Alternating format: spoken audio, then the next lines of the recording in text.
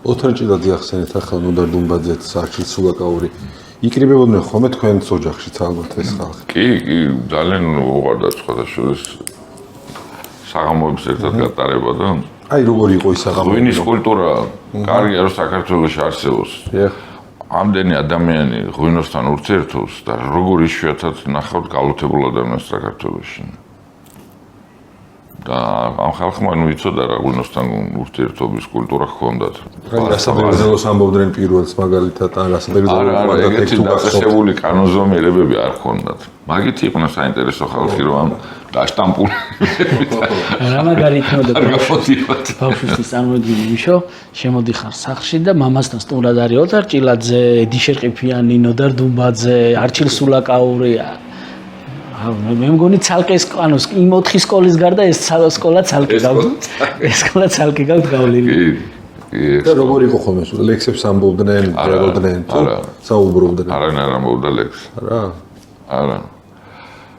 იუმორი იყო. შაყირი იყო, გართობა იყო და ხინობდნენ.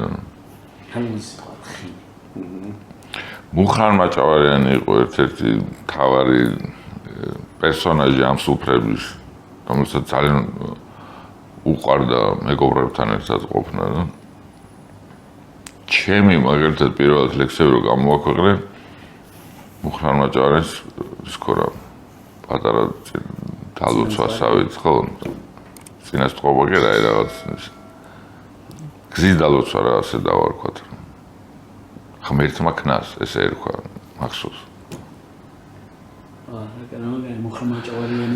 მუხრან მაჭავარიანის დაბადების დღეებზე როგორც ტრადიციულად მამა იყო თამადან და იუბილე როცა იყო თქვა 50 წელი ნუ ის რაღაცა რესტორანში ხდებოდა და ჩვეულებრივი ხინობა და ეხლა ყოველდღიური რაღაც ესეთი ისინი ოჯახებში იყო და ყველას უხაროდა სხვა შორის რა ვიცი მე დედაჩემი შეწუხებული არ მახსოვს ამ ხალხით პირიქით უხაროდა ყველას